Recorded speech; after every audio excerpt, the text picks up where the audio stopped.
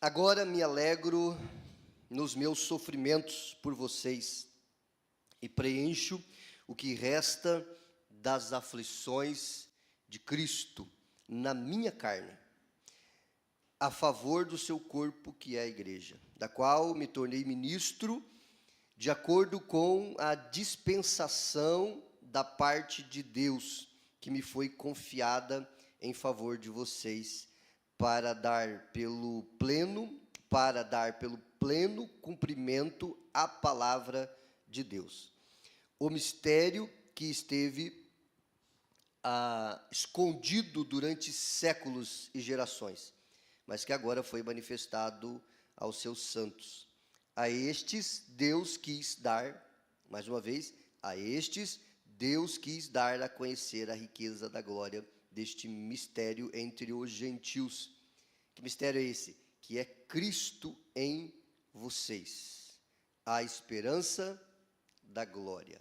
Cristo em vocês, a esperança da glória.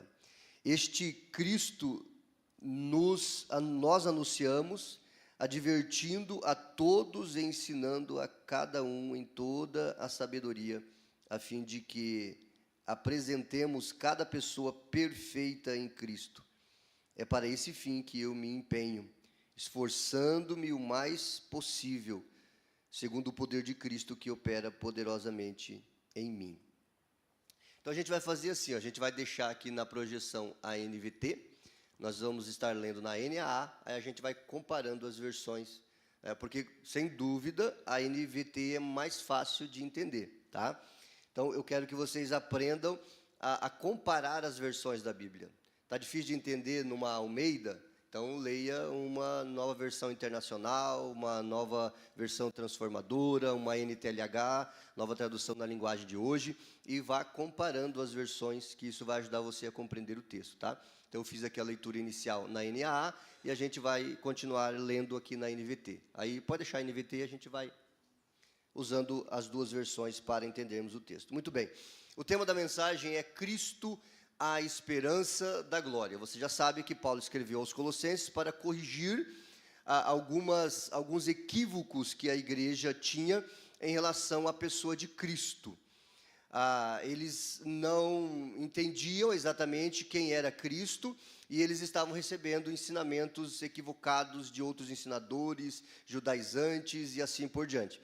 Então, Paulo, ele vai escrever aos Colossenses para explicar quem é Cristo, para explicar de maneira mais clara o que é o Evangelho, por que os judeus rejeitaram o Evangelho e assim por diante. Então, Cristo, a esperança da glória. A palavra glória, a gente usa muito no nosso contexto, né? Por exemplo, essa pessoa alcançou a glória, esse jogador de futebol alcançou a glória, o apogeu, o auge, o máximo. Vocês já ouviram essa expressão, principalmente nos esportes, não é verdade? O piloto de Fórmula 1, o jogador de futebol, aquele time, e inclusive bate, né, porque eu já estou vestido com uma camiseta de futebol. Esse alcançou a glória. Você já pensou assim alguma vez? Eu alcancei o meu auge, eu alcancei a glória, eu alcancei o máximo. O mundo chama de glória aquilo que exalta o ego. Eu cheguei no máximo, eu cheguei no ápice do sucesso. Sucesso, reconhecimento, status, poder, realização pessoal. E é interessante como Deus trabalha, que essa noite eu tive alguns pesadelos, porque ontem eu separei uma parte do meu dia para assistir um documentário daquele Jeffrey Epstein, aquele maluco, talvez o maior pedófilo conhecido da história, canibal, sacrifício humano, meu Deus, eu fiquei chocado com aquilo.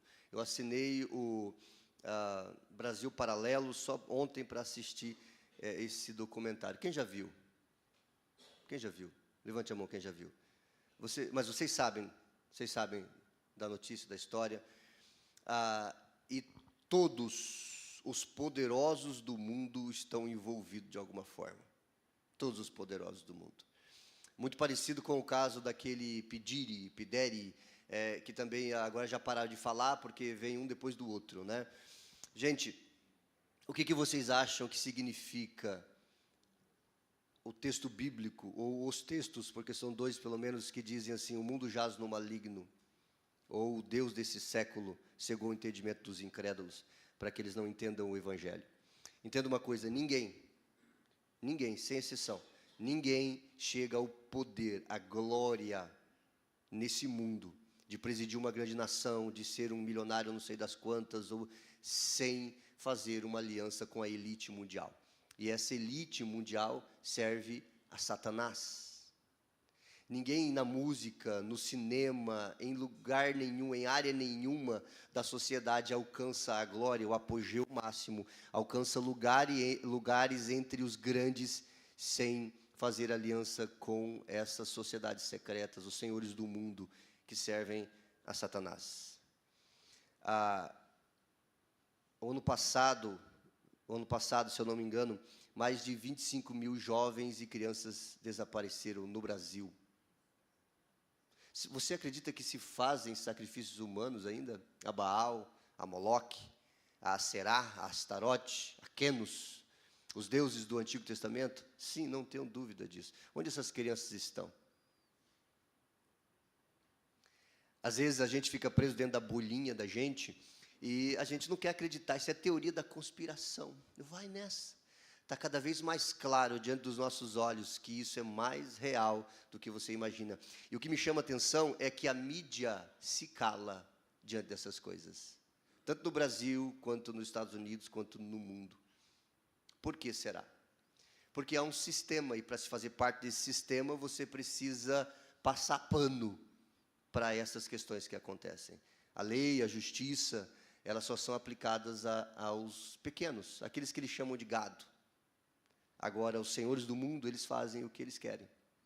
Eles, na cabeça deles, eles alcançaram a glória, o apogeu. Porém, tudo isso que acontece é culpa do que aconteceu lá no início, quando Adão e Eva pecaram e eles passaram o governo deste mundo a Satanás. E ele é o Deus desse século. O mundo realmente jaz nele. Porém, Jesus venceu na cruz. E as coisas estão mudando. Jesus irá voltar e ele irá reinar aqui nessa terra. E no mundo espiritual não há orfandade, ou você é filho de Deus ou você é filho do diabo. Portanto, abram seus olhos, se comprometam com Deus de verdade, porque nós estamos, inclusive eu quero fazer um corte aqui para colocar lá no meu canal depois. Nós estamos chegando na Agenda 2030. O ano 2030, quem é que imaginou isso, não é verdade? E eu ouso a dizer que até 2030 nós teremos o templo judaico reconstruído lá na esplanada do templo. Porque para que isso aconteça é necessário que se haja esse acordo. Esse acordo ali no Oriente Médio, em relação à Palestina, à faixa de Gaza, que estão trabalhando para isso. Vocês estão acompanhando? Donald Trump está trabalhando para isso. O seu genro, Gerard Kushner, está trabalhando para isso. E eles não são bonzinhos, não. Eles fazem parte do sistema. Tá? Então, qual é o grande sonho da nação de Israel, da religião judaica? A reconstrução do terceiro templo. E isso já está tudo pronto. O templo está pronto, as peças, os móveis, os sacerdotes, está tudo muito bem organizado. As novilhas vermelhas para o sacrifício de purificação, você deve já ter ouvido falar. E muitos dizem assim, teoria da conspiração. Vai nessa. Está cada vez mais claro diante dos nossos olhos que nós estamos indo em direção ao final de todas as coisas. Nós estamos em 2026, daqui 4 anos vocês vão poder olhar esse corte aqui e ver se eu estava com razão ou não. Até 2030, nós veremos coisas extraordinárias acontecendo diante dos nossos olhos. Isso se a igreja não for arrebatada antes. A questão é, você está comprometido com Jesus? Com Cristo, a esperança da glória? Ou você está buscando a glória deste mundo ainda? Quem é o seu pai? Não há orfandade no mundo espiritual. Ou você é filho de Deus, ou você é filho de Satanás. Você ainda está flertando com Satanás? Você ainda está flertando com o mundo? Ou você já é de fato um filho de Deus? Ou você está buscando a glória deste mundo? A glória deste mundo para muitos é poder ter relação sexual com quem ele quiser, inclusive com crianças, como esse Epstein.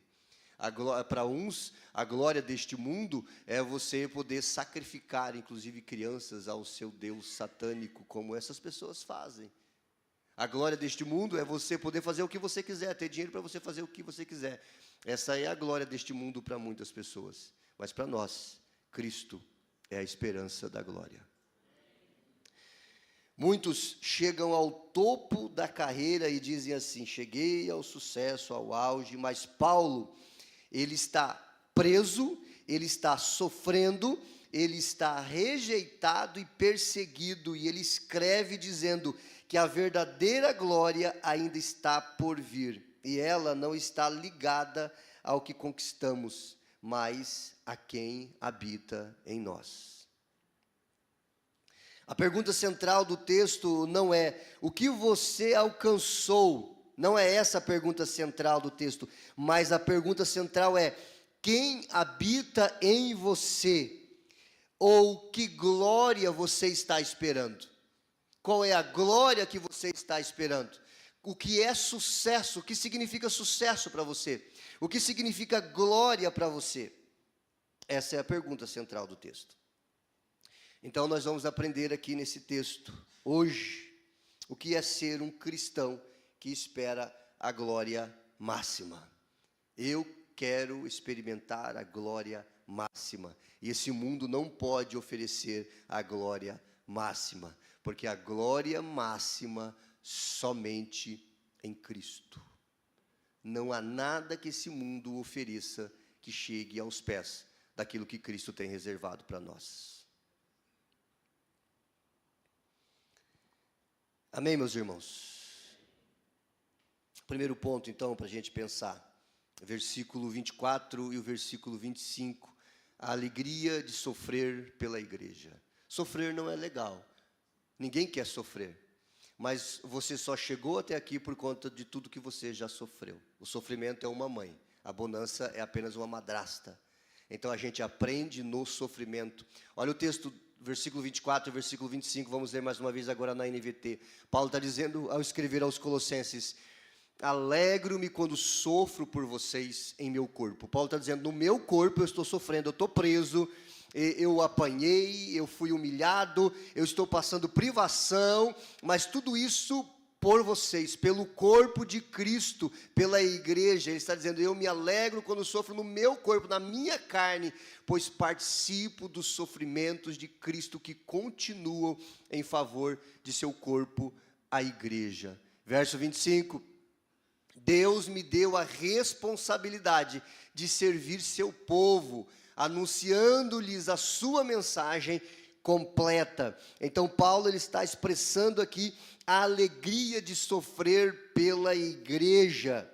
Quem é que se alegra com sofrimento? Parece uma frase masoquista, não é verdade? Quem se alegra com sofrimento? Ninguém quer sofrer. Tem homem aqui que quando vai tomar uma injeção desmaia. Não é assim? Homem não aguenta dor, não aguenta sofrimento. Se o homem tivesse que dar à luz, acho que ele morreria. Porque o homem não suporta sofrimento. Ninguém quer sofrer. Nós não queremos sofrer. Nós achamos que o sofrimento é um problema. Mas Paulo está dizendo aqui, eu me alegro em sofrer pela igreja. Porém, o sofrimento da perspectiva bíblica não é de todo ruim. O sofrimento tem o seu papel, ele cumpre o seu papel. Não havia outra maneira de sermos salvos, senão através do sofrimento de Jesus. O sofrimento de Jesus é a causa da nossa eterna salvação. As pessoas, os discípulos não queriam que Jesus morresse, mas ele disse assim, se o grão de mostarda, ele não morrer, ele não pode dar fruto. Se a semente não morrer, não poderá dar fruto. E Jesus está dizendo, eu sou a semente, eu terei que morrer para que eu possa dar fruto. E o fruto é a igreja, somos nós que fomos salvos pelo sofrimento de Cristo. E não havia outra maneira de você chegar até aqui.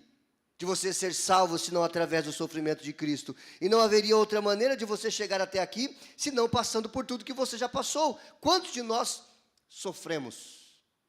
E o sofrimento é inerente à natureza humana, o pecado traz sofrimento. Nós já nascemos sofrendo, quando você nasce, você toma um tapinha ali para você poder chorar, já começamos sofrendo. Nós começamos a morrer quando nascemos, porque quando nascemos estamos indo em direção à morte. Cada dia de vida é um dia a menos até a morte. E a morte é sofrimento, nós não fomos criados para morrer. A morte é consequência do pecado. Então nós não sabemos lidar com o sofrimento, porém Deus, Ele usa o sofrimento. E o sofrimento, ele é bom porque ele é didático. A maior parte dos senhores e senhoras só se converteram a Cristo porque passaram por um momento terrível de sofrimento em um determinado período da vida. De frustração, de perda.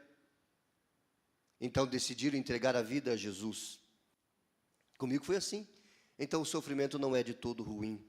Paulo está dizendo, eu me alegro em sofrer pela igreja.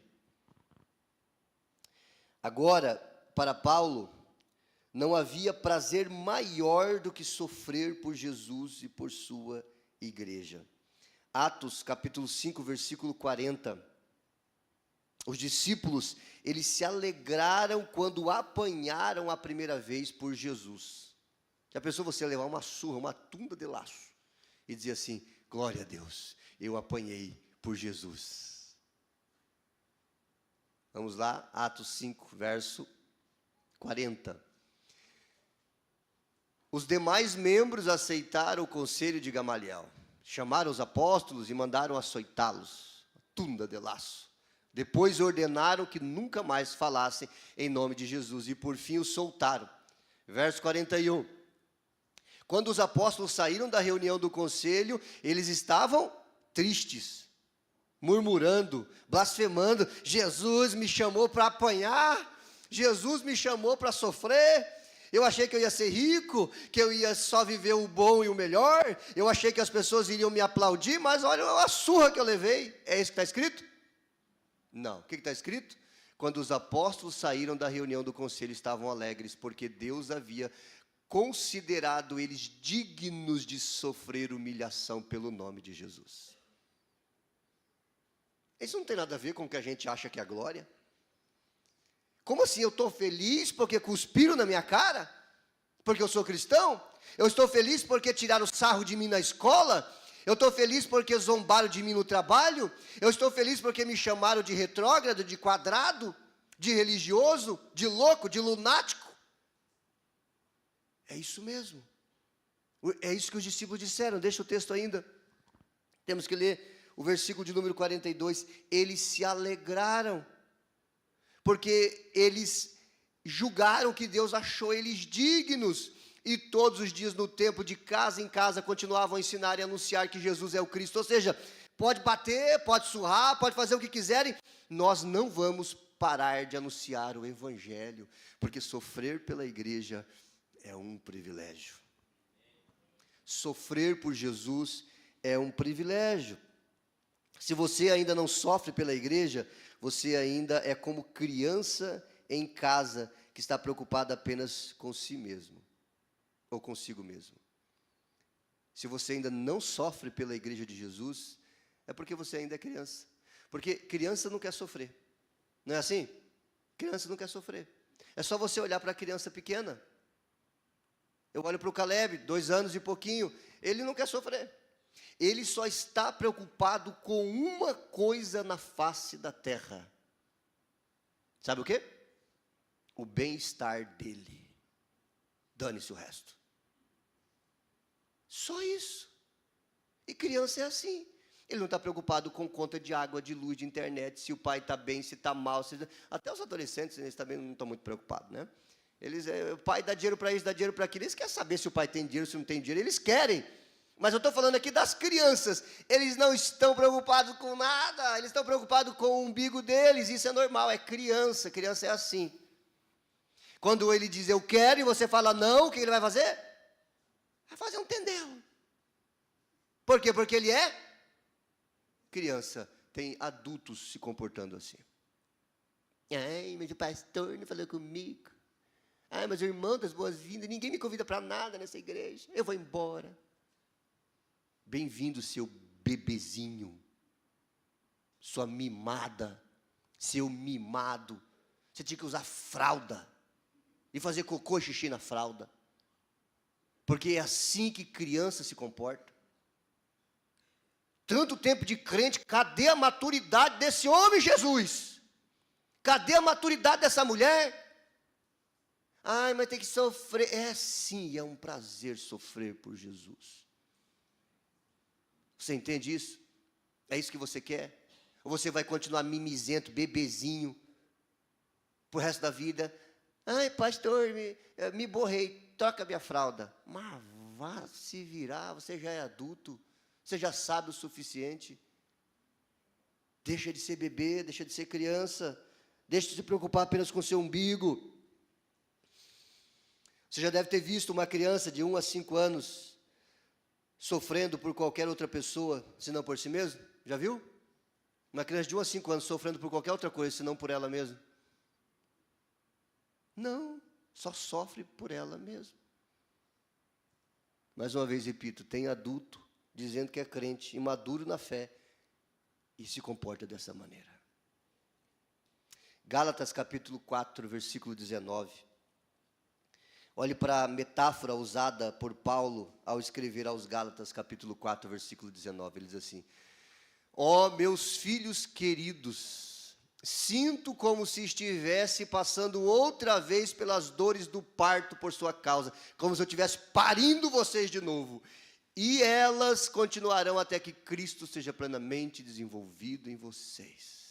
Até que vocês sejam maduros, responsáveis. Que você entenda que igreja não é um lugar para você sentar e ouvir apenas uma palavra e depois ir embora e acabou. Igreja é um lugar para você se comprometer, para você sofrer pela igreja, para você participar, para você viver, para você inclusive botar a mão no seu bolso e contribuir, porque tem gente que não está nem aí. A igreja está passando por um processo de construção e ele consegue, tem condições, mas ele não põe a mão no bolso. É porque eu tenho que cuidar de mim. As pessoas têm que cuidar de mim. Você não vai se comprometer. Quando é que você vai se comprometer?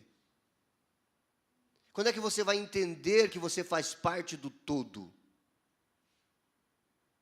Eu estou fazendo a minha parte, muitos estão fazendo a parte deles, e você? Essa semana, eu recebi a maior oferta para a construção da igreja, de uma garotinha, de menos de 10 anos. Eu não me lembro exatamente da oferta dela, mas foi algo em torno de 20, 23 reais e 35 reais, uma coisa assim. Essa foi a maior oferta. E ela deu com alegria, com temor, com gratidão. A oferta da viúva. Porque tem gente que acha, eu não vou ajudar porque eu não tenho muito. Qual que é o teu pouco? Qual é o teu pouco? Não é o valor, é o seu coração. Onde está o seu coração? Ah, porque eu sei que a oferta do pastor foi todo o salário dele de 2026. Como é que eu vou dar a minha oferta? A minha oferta é muito inferior. Deus não está olhando para o valor da sua oferta, Ele está olhando para o teu coração. E Ele sabe o que você tem condição de dar. Então não tem como barganhar com Deus. Você entende? Tem gente que ainda está nessa fase, preocupado apenas com o seu próprio umbigo. Então Paulo está dizendo, eu estou tendo que parir vocês de novo. Eu estou tendo que gerar vocês de novo. Porque toda vez que você vai dar à luz, você sofre. Dar à luz fala de sofrimento. Paulo está dizendo, gerei vocês com sofrimento. Porque é isso que o pastor faz. O pastor gera discípulos, o pastor ensina.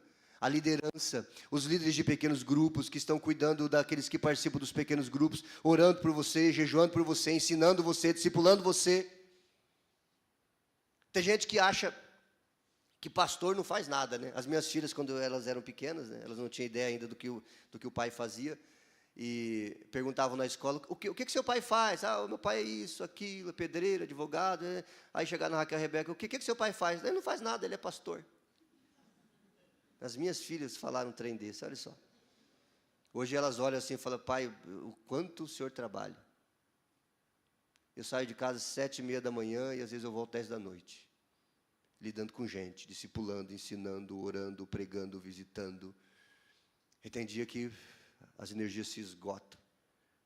Porque lidar com gente é sempre muito fácil, não é verdade? Ah, capaz.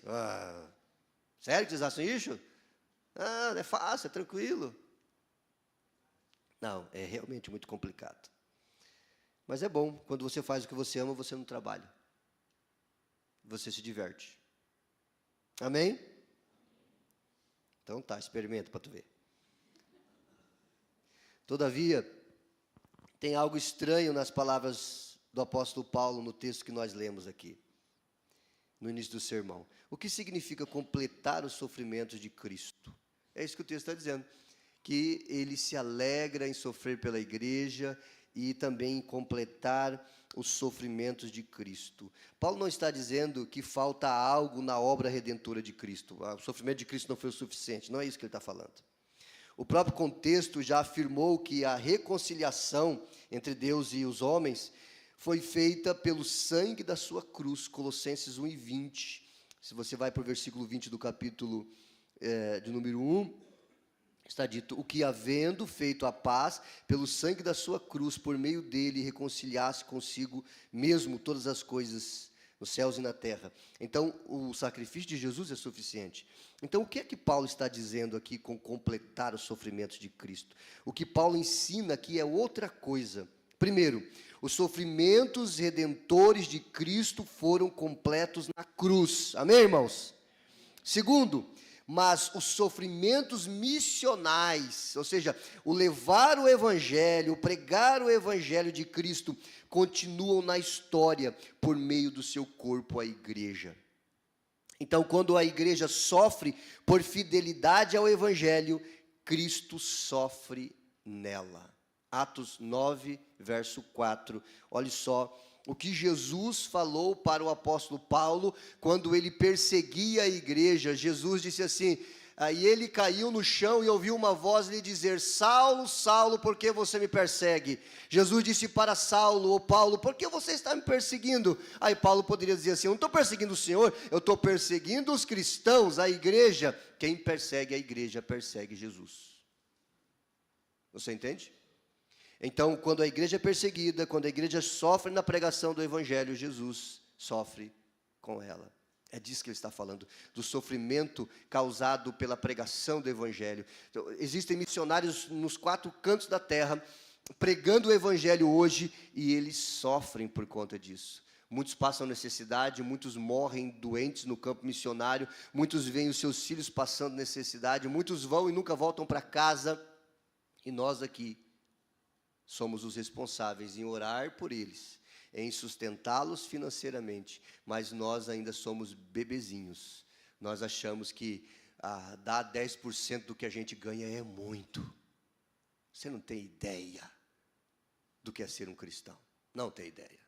Ainda é um bebezinho que precisa crescer.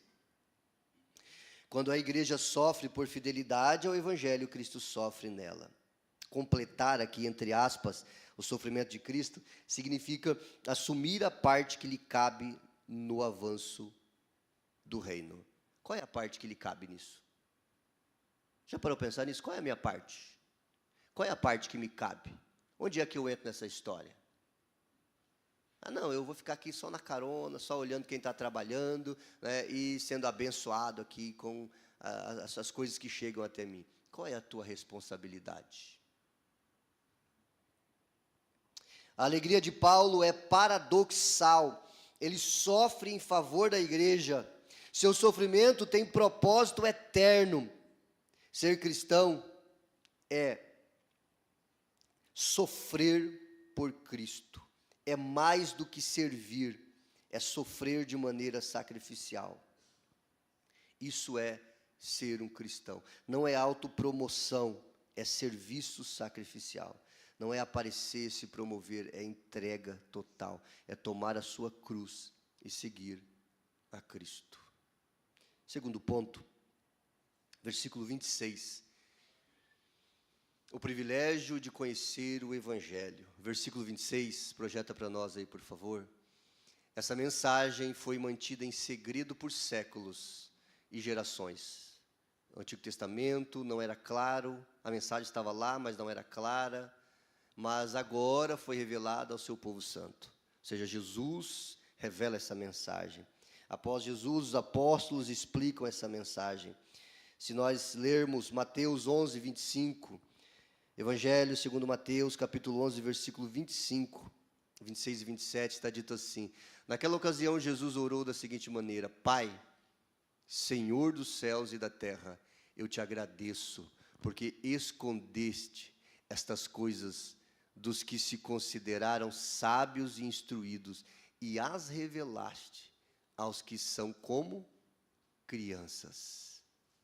Verso 26. Sim, Pai, foi do teu agrado fazê-lo assim. 27. Meu Pai me confiou todas as coisas. Ninguém conhece verdadeiramente o Filho a não ser o Pai. E ninguém conhece verdadeiramente o Pai a não ser o Filho e aqueles a quem o Filho escolhe revelá-lo.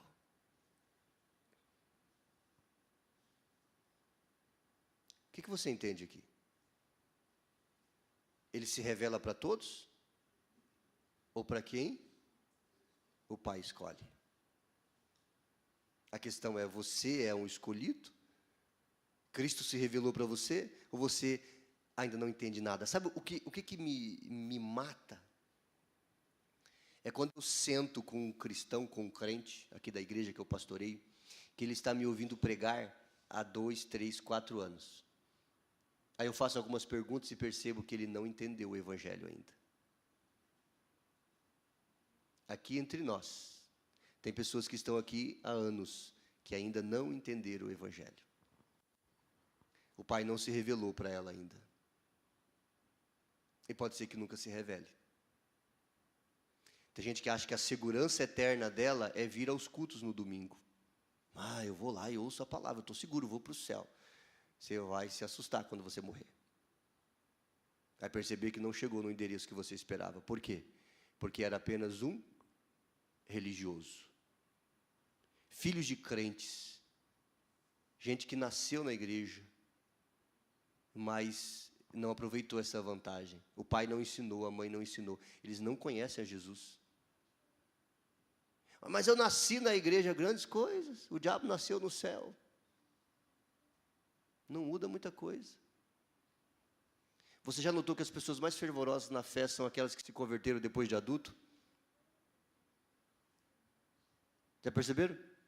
Aqueles que nascem na igreja, às vezes, alguns conseguem romper e ter uma experiência sobrenatural com Jesus. Outros, eu estou levando a religião do meu pai, levando a religião da minha mãe. Faz sentido o que eu estou falando ou é muita besteira para a tua cabeça? Então presta atenção. Você, pai, que tem o privilégio de conduzir o seu filho na igreja, ensine o Evangelho para ele. E ensine principalmente com o seu testemunho. Porque quando você fala uma coisa e vive outra, é a pior coisa, psicologicamente falando, para uma criança. O privilégio de conhecer o Evangelho. Você conhece o Evangelho?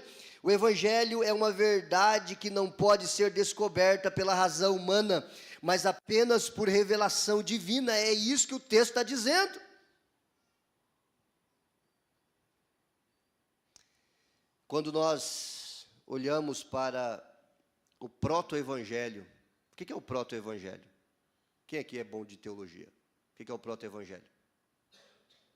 Quem quer me ajudar? Proto-evangelho. Proto-evangelho.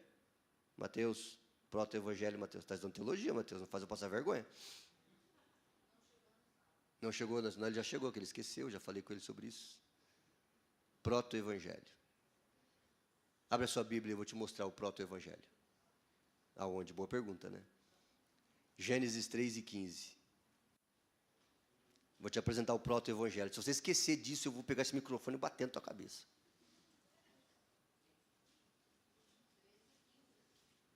Três e 15. Lembrou, bonitão? Quem pode ler? Fique em pé alguém aí na igreja, na nave da igreja, e leia. Vai lá, Nelson. Farei que haja inimizade entre você e a mulher, e entre a sua descendência e o descendente dela. Ele lhe ferirá a cabeça e você lhe ferirá o calcanhar. Explica para nós aí, Nelson, de quem que está falando.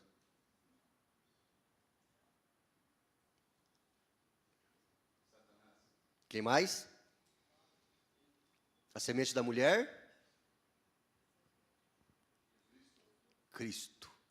Cristo. Obrigado. Cristo é a semente da mulher. Jesus nasceu de quem? De uma mulher. Teve participação de homem? Não. Então, o que foi prometido lá em Gênesis 15, Deus falou assim para a mulher e para a serpente, ó, a descendência da mulher, aquele que vai nascer da mulher, só da mulher, vai esmagar a cabeça da serpente. Ou seja, Satanás seria vencido por Cristo na cruz. Esse é o proto-evangelho.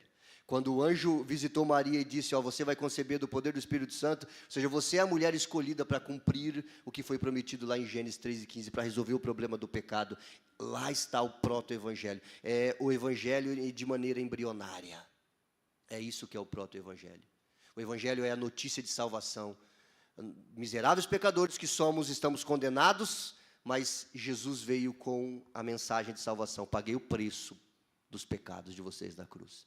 Vocês precisam crer para serem salvos. É isso que me deixa louco quando eu vou conversar com um cristão de anos de igreja e ele não consegue explicar o evangelho. Ele não consegue ter certeza da sua fé. Ai, pastor, mas eu não tenho certeza da minha fé porque eu faço coisas erradas. Mas você vai ser salvo porque você é perfeito ou porque você crê em Jesus? Você ainda confia na sua carne? Você ainda confia nas suas obras? Você é miserável, pecador, depravado, como qualquer um de nós aqui. Nós olhamos para aquilo que esse Jeffrey é capaz de fazer, esse Epstein, mas nós temos o mesmo potencial de maldade dentro de nós, o mesmo. Só não tivemos a oportunidade de revelá-lo. Você acha que você merece alguma coisa de Deus? Ou você confia no que Jesus fez por você? 100%, ou estaremos perdidos eternamente. Ninguém merece o céu. Ninguém. Você não é bom. É só morar com você uma semana que a gente vai ver. Amém. Calma, pastor, calma. O plano estava prometido, mas não plenamente explicado. O plano foi prometido lá no proto-evangelho, mas não foi plenamente explicado. Foi revelado em sombras, tipos e figuras. Do que eu estou falando? Quando você olha para o cordeiro pascal, o cordeiro que era sacrificado por cada uma das famílias israelitas lá no Egito, e o sangue marcava os umbrais das portas, e o anjo da morte ele vinha, e onde tinha marca do sangue não tinha morte. Onde não tinha marca do sangue, o primogênito daquela família morreria, inclusive o primogênito do faraó. O sangue era um livramento. Quando João Batista está pregando, João capítulo 1, versículo 29, Jesus vai se aproximando do Rio Jordão, João Batista diz assim, eis ali o Cordeiro de Deus que tira o pecado do mundo. O Cordeiro pascal é uma sombra, é uma figura, é uma imagem que aponta para o verdadeiro Cordeiro de Deus que tira o pecado do mundo. O Antigo Testamento só fala sobre isso, só aponta para isso, só mostra Jesus. Jesus é a esperança da glória, sem Ele estamos perdidos.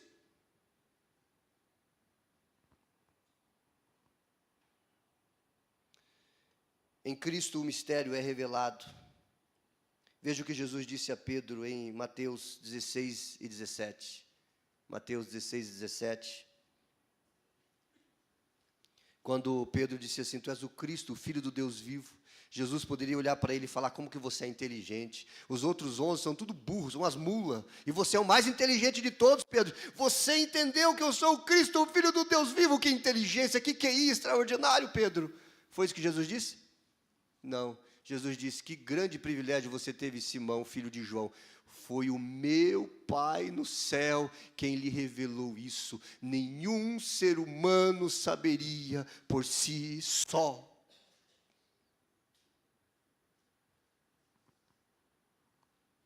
Você está procurando entender quem é Cristo apenas com o seu intelecto? Isso é religião. Se o Pai não te revelou, você jamais saberá. Vai ser apenas informação. Não tem vida. Não tem vibração. Quando você fala de Jesus, você se arrepia, você treme, você chora, você se emociona, as suas entranhas se movem, porque você sabe quem Ele é a esperança da glória, Ele é o Filho eterno de Deus, sem Ele estamos todos perdidos. Ou Ele é quem Ele diz ser, ou estamos todos perdidos. Então Jesus disse para Pedro: tira o seu cavalinho da chuva, isso não veio de você. Foi o Pai quem te revelou. Você acha que eu estou pregando aqui porque eu sou melhor do que você? É graça dEle, é misericórdia dEle. É Jesus a esperança da glória. A glória que esse mundo não pode nos dar. Porque essa glória que o mundo oferece, ela é passageira. Sabe onde está esse Jeffrey Epstein? Comido por bicho, morto. Como todos nós morreremos um dia se Jesus não voltar. Que glória que o mundo oferece, que pode durar para sempre. Mas Cristo é a esperança da glória. Isso mostra que é Deus quem se revela ao homem para salvá-lo. Como saber se Deus está me revelando o Evangelho? Essa é a pergunta. Como saber se Deus está me revelando o Evangelho? Tem gente que consegue dormir num culto como esse. Se eu fosse Deus, eu te mandava para o inferno agora. Sua sorte é que eu não sou. Eu não sei como é que um miserável pecador consegue dormir no culto. Fica em casa. É que o ar-condicionado é melhor para dormir, não. Desligar o ar-condicionado e deixar você suar, e você vai ver se você dorme. Terceiro ponto. Você ri, né? Você ri porque não é você que está aqui vendo todo mundo, né? O meu lugar no céu tem que ser melhor que o seu. Né, Nelson? Mas não é por mérito, não é por mérito. Né, John? Ele diz que o pastor não trabalha. Ponto 3, verso 27. Já deu o horário, agora você vai ter que me ouvir mais 10 minutos, só para você aprender. Pois Deus queria que eles soubessem que as riquezas gloriosas desse segredo também são para vocês. Diga para mim, os gentios. Gentio é todo aquele que não é judeu. E o segredo é este: Cristo está em vocês, o que lhes dá a confiante esperança de participar da sua glória, ou a esperança da glória, como diz aqui na minha versão, no versículo 27, na NA. A este Deus quis dar a conhecer as riquezas da glória deste mistério entre os gentios, que é Cristo em vocês, a esperança da glória. Este é o coração do texto que nós lemos. O que significa Cristo em nós? Não é uma metáfora emotiva para você chorar, Cristo está em mim, como se fosse... Não, é uma realidade espiritual. É uma união real com Cristo. É a presença viva de Cristo pelo Espírito Santo. É uma nova identidade, é uma nova vida. 3 coisas que o cristianismo não é. O cristianismo não é Cristo como exemplo, um exemplo externo. Olhe para Cristo e aprenda com Ele. Não é isso. O cristianismo não é Cristo como regra moral. O que pode, o que não pode. Não é isso. O cristianismo não é Cristo como uma inspiração distante. Também não é isso. Então o que é? É Cristo habitando no crente. É isso. Ele habita em você? Cristo, a esperança da glória. Porque Deus revelou isso apenas a alguns. Essa é uma pergunta. O texto é claro. as quais Deus quis dar a conhecer. Deus revelou a quem Ele quis. Não foi porque eram inteligentes, capazes, dignos ou espirituais. Foi porque Deus quis. Diga assim, Deus quis. Você entende isso? Essa é a pergunta. Isso significa alguma coisa para você? Isso, o fato de Deus revelar, destrói o orgulho espiritual. Eu criei, aquele não creu. Isso é orgulho, você creu porque Deus revelou. Porque se Ele não revelasse, você continuaria na incredulidade. Então isso destrói o orgulho espiritual e gera gratidão humilde. A esperança da glória do verdadeiro cristão não é o sucesso, não é a fama, não é o dinheiro, não é o status, não é o poder, mas é o próprio Cristo. Romanos 8 e 17. Projeta para nós aí, Romanos 8 e 17.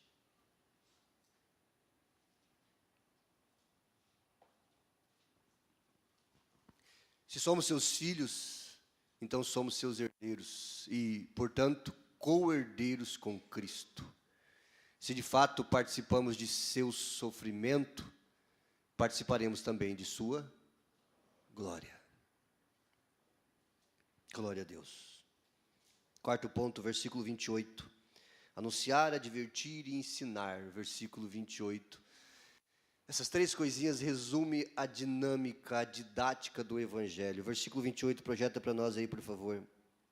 O Evangelho não apenas salva, mas ele dirige toda a vida do cristão. Portanto, proclamamos a Cristo, anunciamos a Cristo, advertindo a todos, ensinando a cada um com toda sabedoria, para apresentá-los maduros em Cristo. E para isso nós precisamos entender então esses três verbos: anunciar, advertir e ensinar. Anunciar, proclamação pública da verdade, anunciamos Cristo. Advertir, confrontar o pecado, o erro, o estilo de vida que está longe de Deus. E ensinar, formar mente e caráter. Os objetivos desses três verbos é levar o cristão à maturidade da fé. É isso que significa perfeito em Cristo. Ser perfeito em Cristo não significa perfeição moral, ser a pessoa mais perfeita da sociedade, ainda que devemos buscar cada vez mais glorificarmos a Deus através do nosso comportamento, mas jamais seremos perfeitos dessa forma. Somos perfeitos em Cristo quando alcançamos, pelo poder do Espírito Santo, a maturidade. Assumimos a nossa responsabilidade, deixamos de usar fraldas espirituais. E passamos a assumir o nosso papel no reino e na igreja. Se for necessário sofrermos, sofreremos. Isso é ser perfeito em Cristo. O alvo do pastor bíblico, vou repetir, o alvo do pastor bíblico não é pessoas animadas. Eu vou na igreja para poder me animar. O pastor conta umas piadas legais. Vai para um stand-up de humor.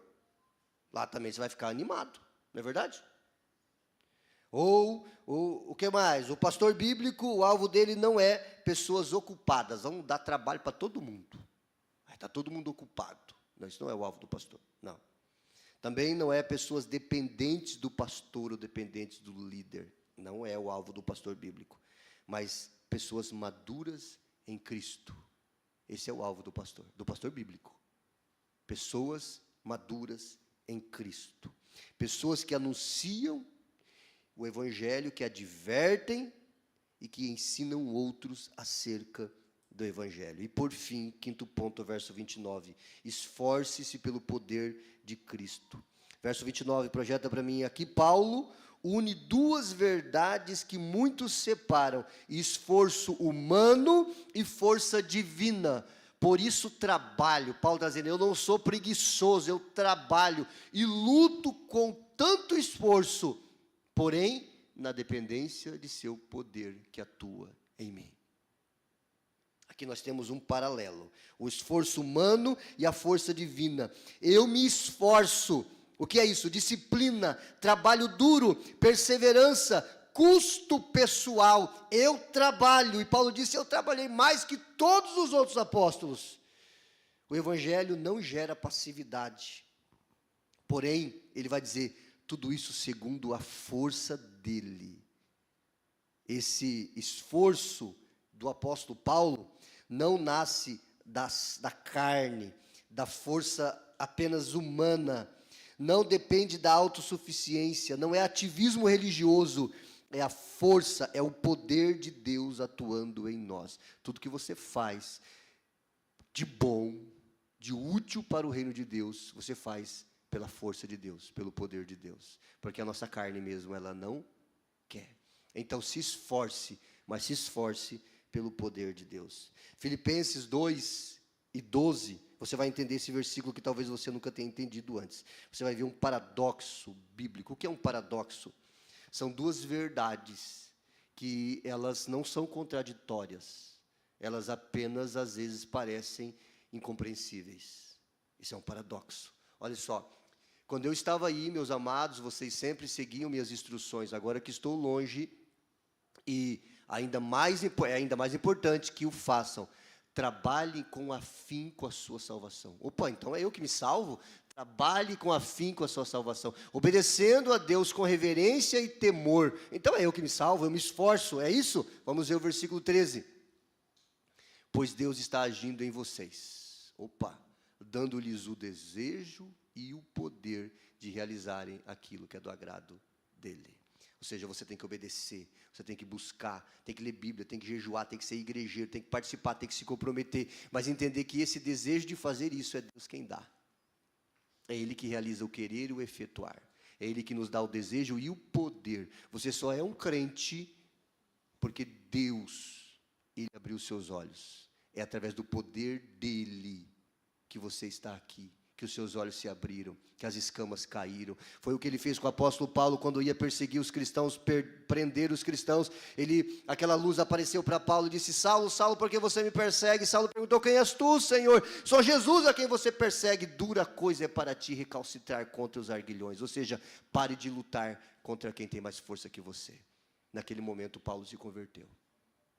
Deus, Jesus o converteu, abriu os seus olhos, as escamas caíram. Você entende? Isso é o Evangelho. É sobre o poder de Deus. Mas isso não tira a sua responsabilidade. Essas duas coisas são verdades. O poder de Deus e a sua responsabilidade. Nem preguiça espiritual, nem orgulho espiritual. As duas coisas precisam andar juntas. Eu trabalho muito, mas isso é graça de Deus. Amém, meus irmãos? Fiquem em pé, por favor. Escute essa pergunta que eu vou te fazer. Qual é a glória que você espera? Pode apagar as luzes da nave, por favor. Qual é a glória que você espera? O mundo corre atrás de uma glória que termina em um lugarzinho chamado túmulo. Ali jaz toda a glória do homem. Qual a glória você busca? Qual é a glória você está trabalhando para obtê-la? Paulo vive para uma glória que começa agora em Cristo e se consuma na eternidade.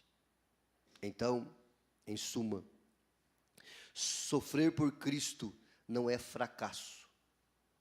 Sofrer por Cristo não é fracasso. Conhecer o Evangelho é privilégio. 3. Cristo é a esperança da glória. 4. Maturidade espiritual é o alvo. E 5. O poder vem de Deus e não de nós. Cristo em nós